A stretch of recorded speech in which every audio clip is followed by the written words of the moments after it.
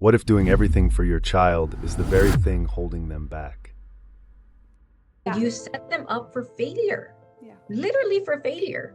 When you set these false expectations of, because in here, we can talk all nice in the treatment room and in the home, but outside in that world, it is different. It's a different world out there. We can do and huddle here at home, but what are we putting into practice out there?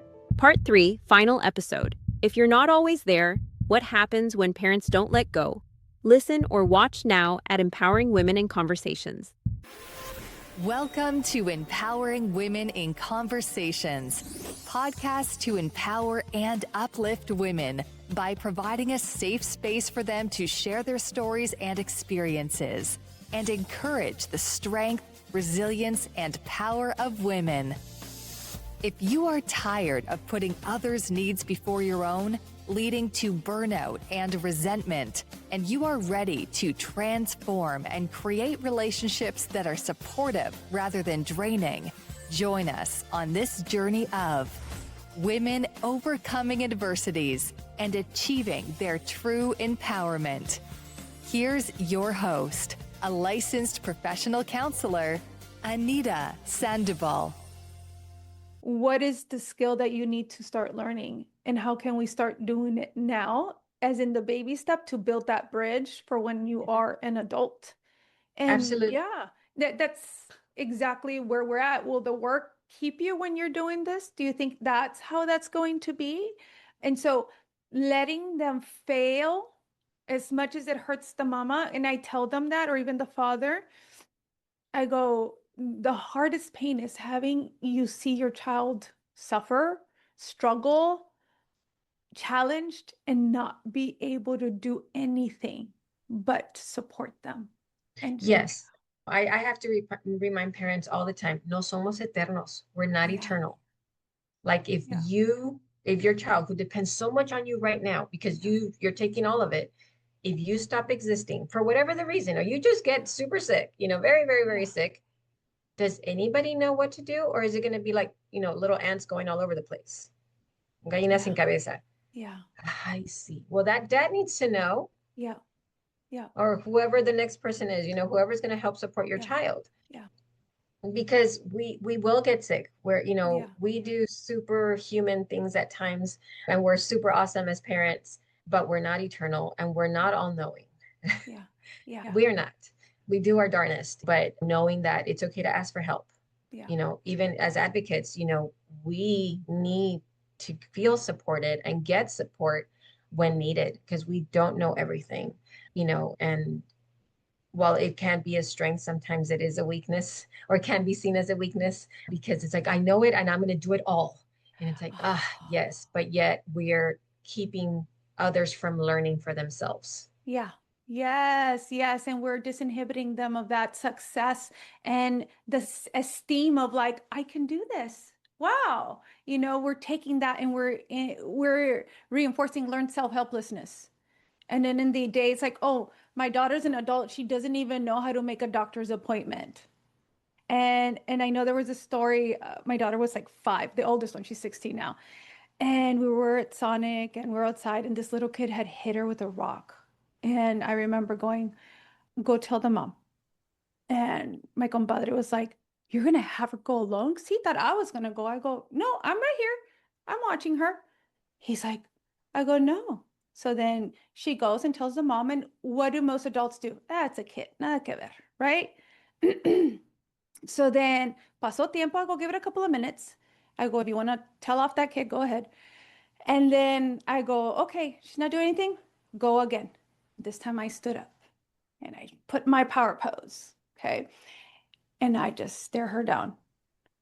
And the little girl said, my daughter, she's like, he hit me here and you're the parent and you need to do something about it. And my mom's right there. And I look, she got up and got the kid.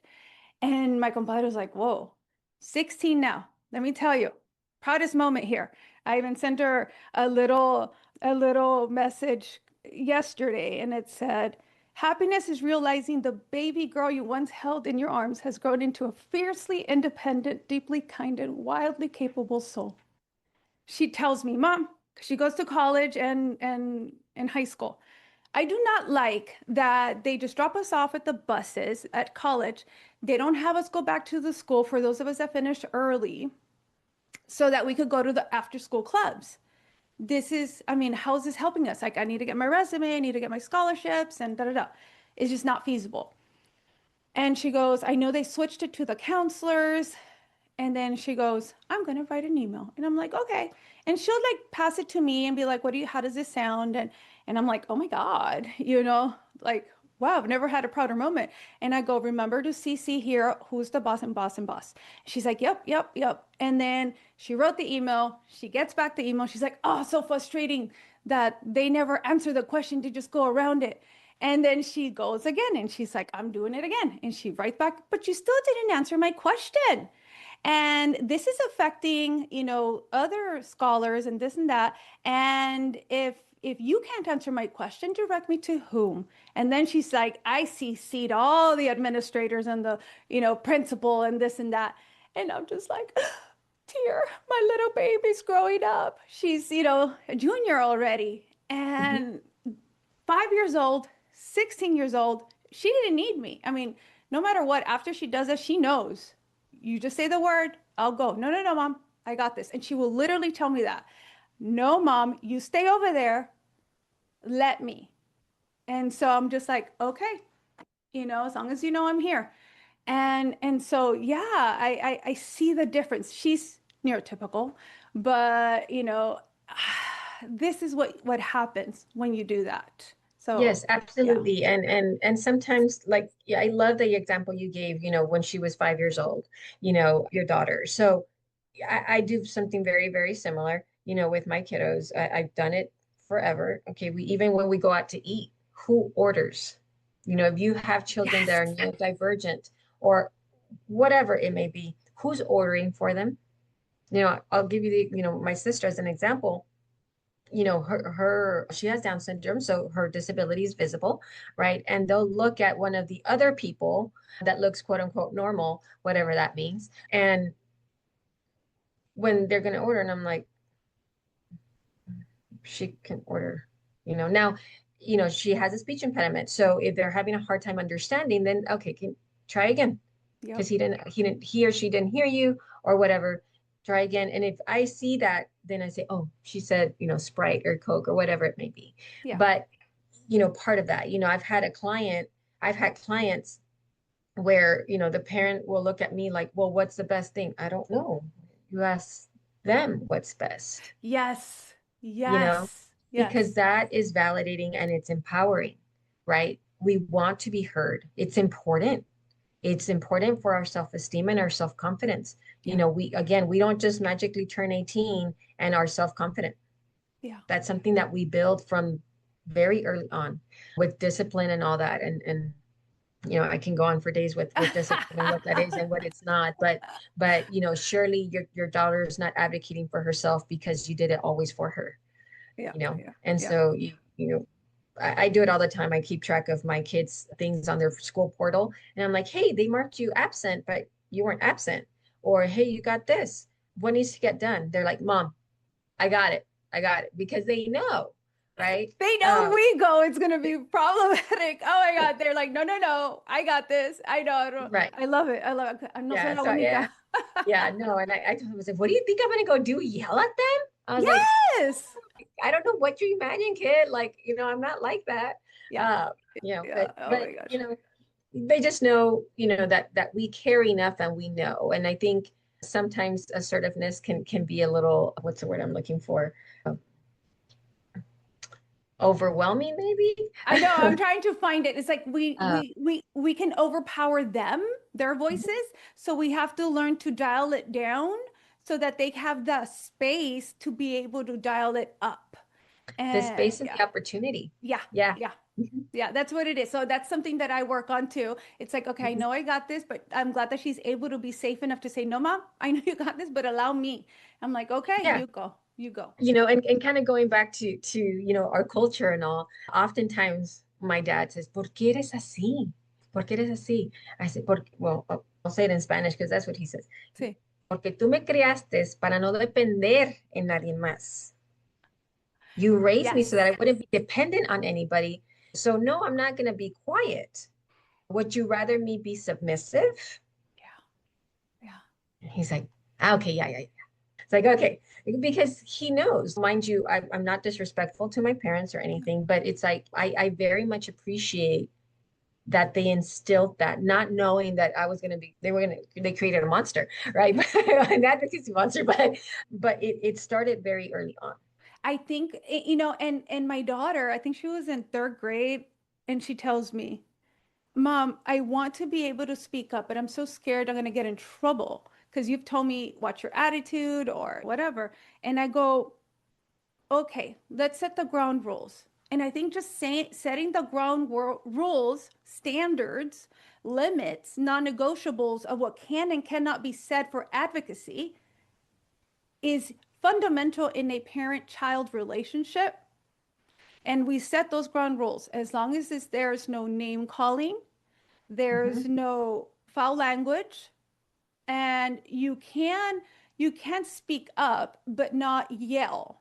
And if we prompt you, if we tell you, hey, you're yelling, you can still lower it. Doesn't mean you're in trouble. And if you speak your truth, you can state your opinion whichever way you want. You don't have to agree with my opinion, and you don't have to take a no, but we can talk about it to negotiate if it's a non-negotiable no or a negotiable no. You can question the no. You don't have to accept it, but there needs to be a respect, but we can talk about that no, if it goes with your standards or not. And because that no needs to be defined for them as well. Because one of the Mexican cultures is no, y porque yo mando, y porque soy tu mamá, and I'm your mom, and that's it. No is no. Well, let's redefine how we can do that with the no, because one of the common things kids tell me is, oh yeah, my parents will advocate for me as long as it's okay for their opinion and they're in agreement with their opinion. But what if it's different than their opinion? They won't advocate for you, they won't support you. What now? And so you want to make sure that when they do advocate, is it something that's morally for them, their Mhm. values, because they don't have to share the same liked values as yours, as long as there's no abuse or neglect in the home. And so that's how we have that debate. And so after that, she just felt so comfortable. Are you kidding? In elementary, she would set protests for the principal to allow like fifth graders to be out and I don't know, do something in the park. They like stood around the tree and they're like, we're protesting, Mom. And I'm like, you go, girl. It's like, are you sure you don't want to work in the political? She's like, no. And I'm like, okay. And so knowing that as well for advocacy would be for me fundamental when it comes to helping with your children learn how to fight for their own rights as they become an adult. Right. You mentioned something briefly. It's also how or what it is and how it is that we're modeling what does advocacy and assertiveness and standing up for yourself look like. How are we modeling that? Because if we're saying, hey, you're not supposed to, lower your voice or do this, but yet we're screaming, we're yelling, we're sharpening those nails and attacking, then it's a disconnect. Yeah. And what leg do we have to stand on? When they're calling us out or questioning something and they're doing it in a way that's how we normally do it or typically do it. We have oftentimes you mentioned it, haz esto porque yo dije, Mm-hmm. okay? And it's like, okay, so then when they are, when they grow a voice, right, and they say, porque yo quiero, and the next thing that Yeah. happens, Yeah. right, or the expected, it's like, well, you know, you've demonstrated that, you've modeled that their Yeah. entire life. Yeah. Now that they're growing into their voice, now you're telling them, hey, and you're trying to teach boundaries at that point. Yeah. Hey, respect, trust, and assertive communication are the foundation of any relationship. Yeah. Any relationship with anybody. So when it comes to academic advocacy, even, are we respecting the educators? Are we communicating effectively? And do we trust them? Because there has to be a level of trust. They're with their kids 8 hours a day. Yeah. We're entrusting these people Yeah. with their kids. Yeah. Right. And we have to portray the same and not demand, but Yeah. earn all of that. Yeah. You know, we earn people's trust. No, we can't demand it. Yeah. You know, how we portray ourselves is what kind of will set the tone. And we teach that to our children as they transition on to higher education. Oh, and work. Because imagine going to the work. No, I'm gonna enter at 9 because yo dije. You know, having that same mentality, and they're gonna be like, "Oh, you're fired then." It doesn't matter what disability, you don't set your hours. And yeah, they'll apply wanting to be like, "Oh, I'm the one who sets it." And Yeah. Well, that and out in the community as well. yeah, You set them up for failure, yeah, literally for failure. When you set these false expectations of, because in here, you know, we can talk all nice in the treatment room and in the home, but outside in that world, it is different. You yeah, know, it's a different world out there. We can do and huddle here at home, but what are we putting into practice out there?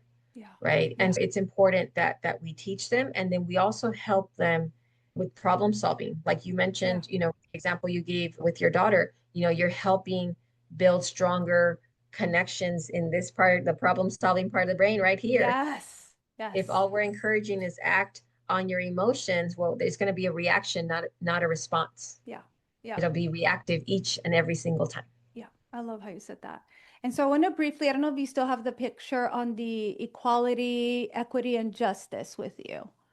In the image, you know, in one of the images, there's equality and equity. Okay, so equality is everybody gets the same thing, Yeah, right? If you notice in that picture, everybody gets one box, yeah.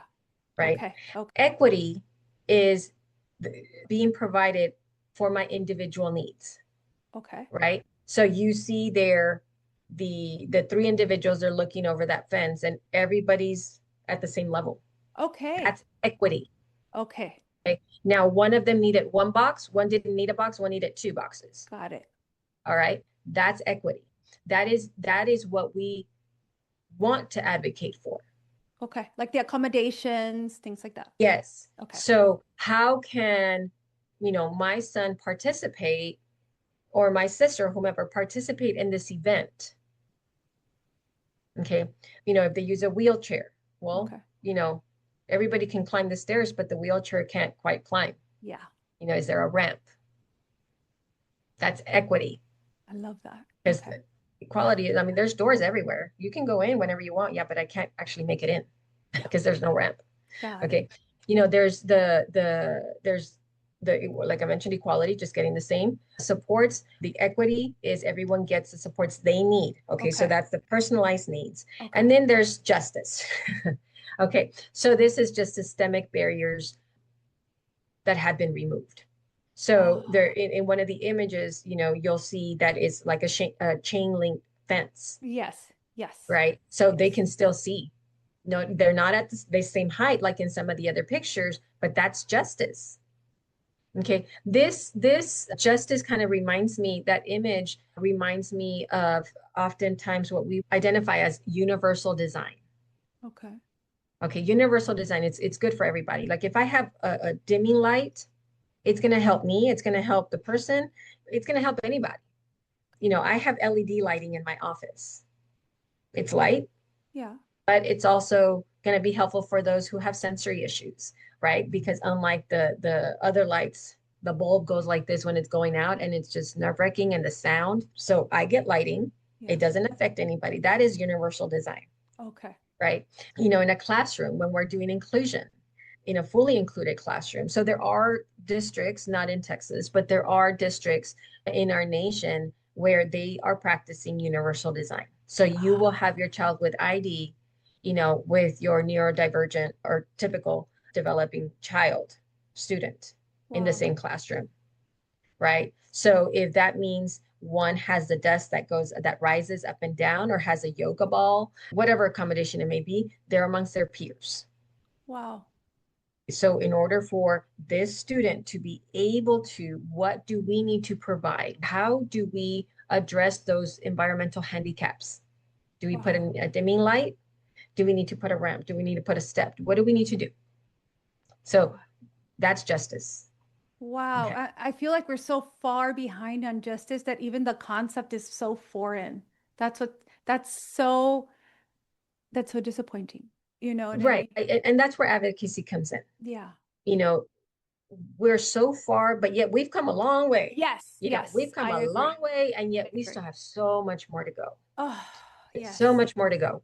The public settings. So, for example, like if you go to a football game or a basketball game and you're a person that utilizes a wheelchair, well, there are areas, right? There are Yeah. sections. So you can still partake in a concert or a game, right? If you have autism and it's very loud, well, I can't go to football games or basketball games. Well, guess what? A lot of these arenas now will have the little packages with the noise canceling or minimizing headphones. So you can go get your little thing and they'll give it to you and you put it Wow. on. Sometimes those are things that we just kind of have to be prepped for if in case it's a place that doesn't have that. Yeah. Oftentimes I have kiddos that are on the spectrum and they're hearing sensitive. And so they want to go to a monster truck show. Okay. Get the noise can. You know what? I still did that for my kids and they didn't have autism or they don't have autism, but I did it to protect their ears. But if it's also going to help, and that's my children have a best friend who has autism. Yeah. And it was just like, come on, let's go. Oh, mom, he's forgetting this. Yeah, take him. He forgot him.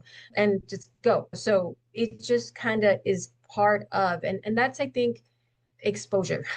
Normalization of it. And that would be justice, going back to the culture and the language of getting to know the language of special populations and neurodivergent. When you know the language, you talk. Even though, like, let's say you and I will talk English and Spanish, we still know the language. And so that would be the same thing with neurodivergent population, special population. That would be justice that we all see. And even though we speak our own language, we understand and it's normalized. What's one piece of advice you'd give your younger self about advocacy or empowerment? Good question. Caught me off guard there. What is, I guess, a piece of advice that I would give my younger self? Yeah. I don't give up, Oh, right? yeah. Do for you what feels right for you, Mm-hmm. you know, because even in going back to the whole advocacy thing, even some of the people who truly, genuinely love us with all their heart, they really don't know what's best for us. Yeah. Yeah. And so do and speak up and do so in an appropriate manner, appropriately, do and say what feels right for you. Yeah. I love Um, that. yeah. Yeah, because I think I needed to hear that growing up too. Where can our audience and community find you if they want to learn more about going to counseling for these specific needs of advocacy and special populations to help their children? Because, it takes a tribe to help a child grow. Where can we connect with you? They're more than welcome to call my office, 956-468-3310. That's an Associates Counseling Center. I'm in McAllen at 2208 Primrose Avenue, Suite E in McAllen, 78504. And then you have several therapists who work with you in the company in the organization that also are just so highly valued and just experts in their field, because I consult with them too. It's just so amazing. Just know that even if Gladys doesn't see you, you see some of her associates. Oh my God, you're just like getting a piece of Gladys too. She doesn't just hire anyone. That's right. Yeah, That's right. yeah. When I meet with these individuals, we have to be a right fit because we set the tone. I cannot, unfortunately, I cannot always multiply myself, but by way of these incredible individuals, I reach further. Yeah. Thank you for saying that. Before we close, I like to always ask two special questions. You thought that one was hard? No, we still have some. I ask all my guests, and this is just really to leave our listeners inspired and reflective. And I always ask my guests these questions. What is your definition of an empowered woman? What is the definition of an empowered woman? A woman that is able to trust herself, a woman that trusts herself, and a woman that has the courage to stand for themselves, Yeah, to stand up for themselves and their needs. I love that. Assume in the future, everything about you who you've worked for, because you've done a lot, your legacy everything was lost by some unforeseen event circumstance. And one day within the future, by 3 family generations within the woman line, see a future great granddaughter, there were found one handwritten letter from you. What truth would you want to pass on to her to inspire and empower herself and future women in that generation? I think on the same token or around the same thing is just honesty. Be honest to yourself, with yourself, and for yourself. Be honest. With honesty, I'll be able to recognize my strengths, but also my weaknesses. Yeah. Allow yourself to be vulnerable. Being Oh. vulnerable doesn't mean weak. Quite the contrary. It allows us to open up to love and to be loved and respected. Yes. Oh my goodness. I love this. And there's something that I always take to heart. We might not get to read it because then we're going to be a ball of tears, but that I always recommend that you told me in my journey of getting to know all this, of advocating and knowing special populations and all this beautiful stuff. It was a poem, Welcome to Holland by Emily Pearl Kingsley. And tell me about it. I'm already a mess. So yeah, I will never be able to get through reading that thing out loud. Ever, ever, never. Me neither. So ever, never. About that poem, actually, I was provided a copy of that poem January the 6th of 2004. Yeah. Wow. The day my sister was born. Oh my goodness. What a beautiful memory. Yeah. Oh, yeah. Yeah. And so, because we there was no confirmation when my sister was born. My parents skipped getting tested to confirm, which, by the way, was something that I did when I was pregnant with my children, which was, funny enough, by the way, you need to sign when you turn down that test, but not to get it. But anyhow, so I was provided, we didn't know, at least not confirmed, that my sister was going to have Down syndrome. And she was born and she had some medical complications. So she needed early intervention, medical intervention. But, we were handed that. It was validating all that emotional, we were emotionally discombobulated, but it was validating, at the same time empowering. Like, okay, so this doesn't mean life is over. This doesn't mean, oh gosh, this is it.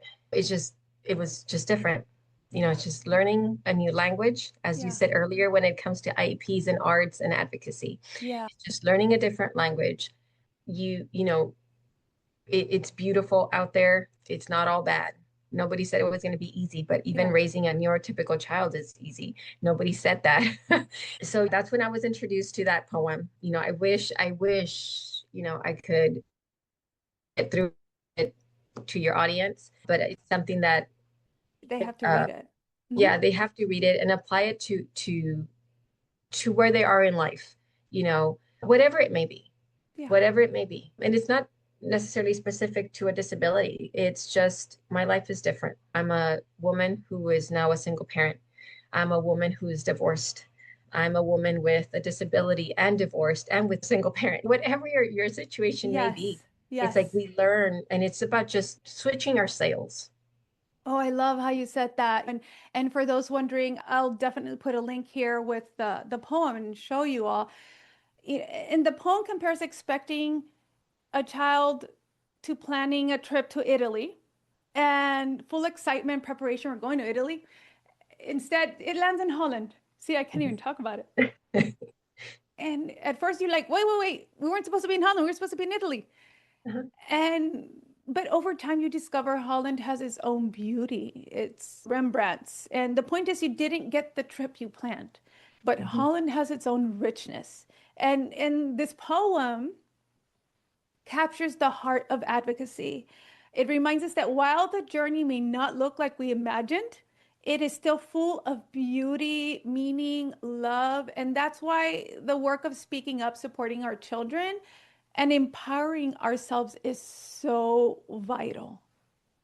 So I'll encourage you all to read that poem because obviously we can't even talk about it without volunteers because it's so personal. But I love it. I love it. And Gladys, thank you again for sharing your time and wisdom with us today. For those listening, you can connect with Gladys, whether it's LinkedIn with Gladys Cortez or Cortez and Associates. And to our listeners, remember, advocacy isn't about being difficult or demanding. It's about dignity, rights, justice, finding our way, ensuring that every child and adult gets the support they deserve. And until next time, this is Anita Sandoval with Empowering Women in Conversations. Stay empowered and keep using your voice without apology.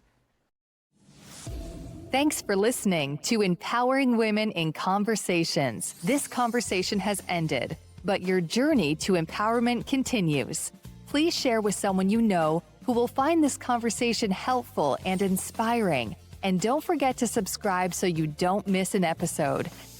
Until our next empowered conversation with your host, licensed professional counselor, Anita Sandoval. And remember, we are brave. We are strong. We are compassionate. We are women empowered. Go out there and claim your power.